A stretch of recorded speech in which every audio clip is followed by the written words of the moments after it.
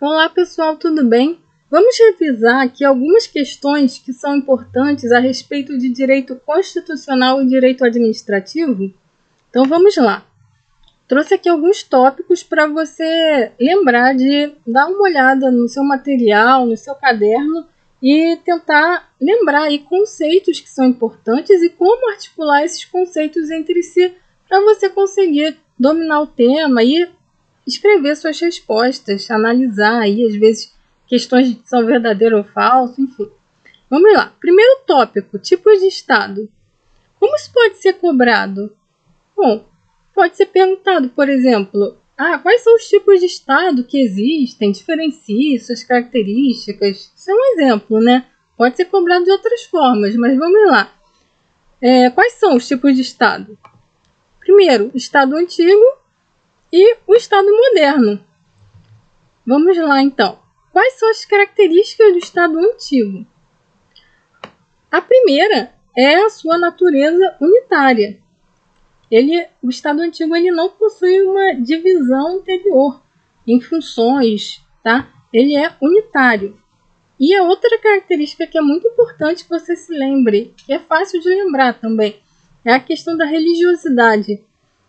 A autoridade das pessoas que ocupavam o poder era justificada por um poder divino. E não só a autoridade das pessoas, como também a autoridade das leis era justificada por uma decisão divina, um poder divino. Isso não existe no Estado moderno. O Estado moderno ele é caracterizado por ser um ente personalizado, ou seja, uma pessoa jurídica de direito público, que tem os seguintes elementos: povo, território e soberania. Povo são os indivíduos que estão subordinados às leis desse Estado. Território é a base geográfica em que esse Estado funciona. E soberania, esse tema aí que é tão importante atualmente no Brasil, é simplesmente a maior força que um Estado pode possuir. Por isso que um Estado estrangeiro não pode interferir na soberania do nosso Estado, do Estado brasileiro. É um grande desrespeito e interfere aí nos assuntos internos, né? Na maior força que tem o Estado, como pode um Estado que é fora aí dos nossos limites territoriais e que não é interessado diretamente ao povo, ele interferir no Estado brasileiro, por exemplo, ou enfim, não necessariamente o Brasil, mas isso é a forma que funciona aí, os estados em geral, né? O Brasil não vai interferir na soberania de um outro estado, justamente porque a soberania é essa grande força aí que o Estado possui para gerir aí, para fazer funcionar aí os assuntos internos. Então, esses são os tópicos aí importantes dentro de tipos de Estado. Mas vamos avançar aqui a matéria para pensar em Constituição Federal de 88. Qual é a classificação da nossa Constituição Federal? Lembre-se, é uma Constituição formal, promulgada e superrígida. Promulgada, é bom lembrar, ela foi promulgada por uma Assembleia Nacional Constituinte, que foi a origem da nossa Constituição Federal. E ela é super rígida, porque ela possui cláusulas pétreas, ou seja, uma Constituição que ela é muito difícil de ser modificada. O processo legislativo para ser modificada é algo assim que exige um grande esforço muito maior do que outras constituições que não são super rígidas. Tá bom? Então, agora, qual é a forma de Estado do Brasil? O Brasil é uma República Federativa Brasileira, ou seja, uma federação que possui centros de poder político. Quais são esses centros? A União é o centro, que é o poder político central. Os estados, que têm uma atuação regional. Os municípios, que possuem atuação local. E o Distrito Federal, que possui a acumulação dos poderes regionais e locais. Tudo bem? Então, esses são os centros de poder político que eles têm uma relação de coordenação entre si. Eles devem funcionar de forma coordenada, porque dentro das suas características, e que características são essas? Eles possuem, lembre-se sempre da autonomia desses centros de poder político, autonomia no âmbito político, financeiro e administrativo. Mas para possuir essa autonomia, eles também precisam ser harmônicos, ou seja, coordenados. Então eles têm que funcionar, eles têm essa relação de coordenação, tudo bem? Então, embora autônomos, eles também são coordenados. Os centros de poder político que formam a nossa federação. Agora, além disso, é importante lembrar que a Constituição Federal de 88 ela prevê a separação dos poderes entre poderes legislativo, que fazem as leis, poder executivo, que executa as leis, e o poder judiciário, que ele vai aí fiscalizar, vai ver o cumprimento aí dessas leis, se está sendo correto ou não. Esses poderes, da mesma forma que os centros de poder, né, eles também são independentes e são harmônicos, ou devem ser, né, harmônicos entre si, mas eles são independentes. E qual a importância dessa separação de poderes? Né? É sempre lembrar da questão dos direitos fundamentais, da necessidade de respeito aos direitos fundamentais e também para evitar o arbítrio de qualquer um desses poderes. Portanto, eles vão funcionar de forma harmônica e independente, justamente também para evitar esse arbítrio, visando o bem maior, que bem maior é esse respeito aos direitos fundamentais da população. Tudo bem? Então, cada um desses poderes vai possuir atividades típicas e atípicas no seu funcionamento. Também lembre-se disso. Vamos ao próximo tópico? Vamos avançar aí mais um pouquinho. Já que a gente está falando aí dos direitos fundamentais, vamos falar de direitos humanos. Qual é a natureza dos direitos humanos? Lembre-se, direitos humanos são direitos naturais, tá? Eles são direitos que são garantidos a todo e qualquer indivíduo. Não depende de classe social, etnia, gênero e nacionalidade. Não é possível dizer que os direitos humanos não são para todas as pessoas. Não é isso. Os direitos humanos, eles são, na sua natureza mesmo, atribuídos a todo e qualquer indivíduo, independentemente das suas características pessoais, sociais, nada disso. Eles vão ser garantidos a todas as pessoas.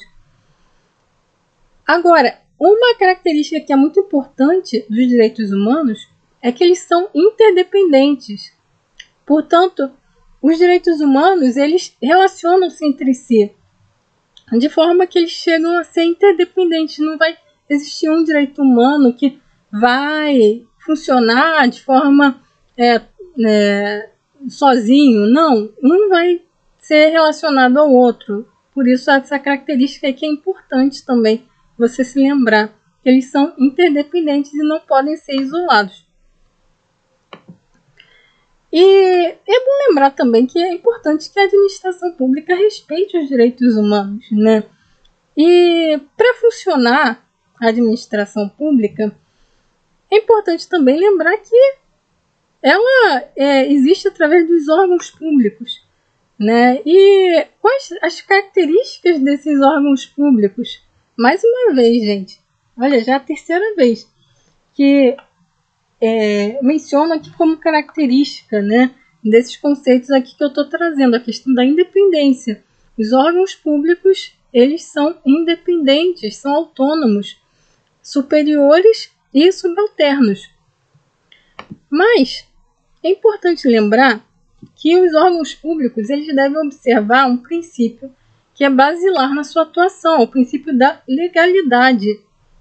Esse princípio da legalidade, ele relaciona-se com a questão da obediência à lei, né? Como diz o próprio nome. Tanto no sentido de uma atuação vinculada àquilo que a lei determina, ou seja, se a lei determina algo, o poder público, a administração pública, precisa cumprir o que a lei determina, como também no sentido de uma atuação discricionária em relação ao que a lei autoriza. Ou seja, se a lei autoriza uma ação, então, dentro daquela autorização, o poder público pode tomar decisões naquele sentido também. Então, falando de uma forma assim ampla, é nisso que consiste o princípio da legalidade, que é sempre bom vocês revisarem também, porque é um princípio muito cobrado nas provas, tudo. E um outro aspecto aqui importante para você lembrar no tema de administração pública é a questão da administração indireta ou descentralizada. Ela é formada por autarquias, empresas públicas, sociedades de economia mista, fundações públicas e, como característica, é importante lembrar que elas possuem personalidade jurídica própria. Cada uma dessas possui personalidade jurídica própria. Portanto, lembre-se, autarquias, empresas públicas, sociedades de economia mista, fundações fazem parte da administração indireta, que é descentralizada. Eu vou enviar também um vídeo para vocês a respeito desse tema, para vocês decorarem aí, né? É um tema mais lembrar melhor, né, desse tema. Então, além de administração pública, o último tópico aqui da revisão é a respeito do poder constituinte. Vamos falar então um pouco sobre poder constituinte derivado? Bom, pessoal, olha só, mais uma coisa importante. Se você tiver alguma dúvida, pode enviar a sua dúvida para a gente tentar esclarecer aí, tá? É importante você tá com esses tópicos, esses conceitos aí bem entendidos, né? Para conseguir aí realmente fazer uma boa prova. Mas vamos seguir em frente. Quais são as características do poder constituinte derivado? Ou seja, não estamos falando do poder constituinte originário, sim, derivado. Ele, se é derivado, então lembra, ele deriva de algo, né? Ele tem a sua força que vem do poder constituinte originário. Ele possui um exercício que é limitado, porque ele está limitado àquilo que está disposto na Constituição, tá? Então, o originário não, né? Mas o derivado ele precisa respeitar a Constituição. Esse é o seu limite, tá? E ele tem um objetivo, que é legitimar alteração. Então, ele vai funcionar aí dentro dessa lógica. E também ele possui essa sujeição ao controle de constitucionalidade. Então, o poder constituinte derivado, ele está sujeito a controle, ao controle de constitucionalidade. Então, pessoal, esses são alguns tópicos aí que eu considero importantes para você revisar antes da prova, né? Tenta lembrar dos conceitos, tentar articular esses conceitos, tá? Então, aqui, de uma forma breve, eu trouxe, mas é importante que você revise, anote no seu caderno esses conceitos, tenta ver se você aprendeu direitinho. Se tiver alguma dúvida, envia aí pra gente, que a gente vai ter todo o prazer em responder sua dúvida, tá? Então, lembra aí, tipos de Estado antigo, Estado moderno, a diferença entre eles, a Constituição Federal, quais são as características da Constituição Federal, né? Ela é uma Constituição super rígida. Quais são as formas de Estado qual é a forma de Estado, né, do Brasil? É uma federação, República Federativa Brasileira. A questão dos centros de poder político, né? Aí você se lembra, quando você vai nas eleições, você não vota para presidente, para deputados, então tem os deputados estaduais, tem os vereadores, que são aí, eles atuam no âmbito dos municípios, ou seja, no âmbito local. Tudo isso é centro de poder político, tá? União, estados, municípios. As características da federação, né? Tanto que a gente falou aqui sobre autonomia, tá? Então, autonomia política, financeira, administrativa é uma característica importante aí para você se lembrar, a questão da separação dos poderes, né? Poder legislativo, executivo, judiciário, eles, embora independentes, lembra aí, autonomia, então independência, eles são harmônicos. Existe uma autonomia, mas também uma autonomia dentro de uma harmonia, né? E esses poderes, eles têm funções típicas, atípicas, ou seja, características, né? Típica é aquilo que diz respeito à essência do poder. Então, o poder judiciário, ele vai julgar, né? Então é uma função típica. Lembrando aí também direitos humanos, né? São direitos naturais, né? A natureza jurídica dele, direitos naturais. Direitos humanos, aí você se lembra, poxa, é aquilo que é garantido a qualquer pessoa, né? É um absurdo haver qualquer tipo de discriminação, preconceito. Então, ele é garantido a qualquer pessoa, independentemente das suas características essenciais. Então, não vai... independente de classe social, etnia, gênero, né? Então, não tem nenhum tipo de discriminação para, assim, no âmbito, claro, infelizmente na sociedade isso, na prática a gente vê coisas diferentes, mas o que deveria ser seria que fossem garantidos os direitos humanos a todo e qualquer indivíduo, dentro dessa característica fundamental dos direitos humanos, da interdependência, que eles se comunicam entre si, são interdependentes. Então, mais uma vez, aqui também trazendo a questão da administração pública, né, que nós falamos. O princípio da legalidade é um princípio importante de você revisar, onde a atuação vinculada à lei, discricionária, aí, lembrando aí, os órgãos públicos precisam obedecer ao princípio da legalidade, tá bom? A questão da administração indireta também, tá? E quais são os exemplos aí de administração indireta? Autarquias, empresas públicas, sociedade de economia mista, todos com personalidade jurídica própria.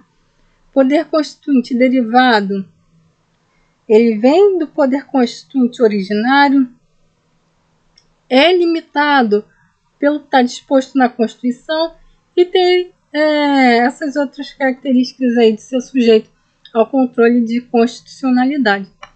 Então, pessoal, desejo que vocês façam uma excelente prova. Se tiverem qualquer dúvida, podem entrar em contato. Se for necessário assistir esse vídeo mais de uma vez para tentar entender melhor aí algum conceito, assista aí quantas vezes você achar necessário, ou então acelerando, reduzindo a velocidade. E desejo a você uma boa prova, bons estudos. Estamos à disposição. Se precisar aí alguma dúvida, só enviar alguma mensagem que assim que pudermos responderemos. Até a próxima.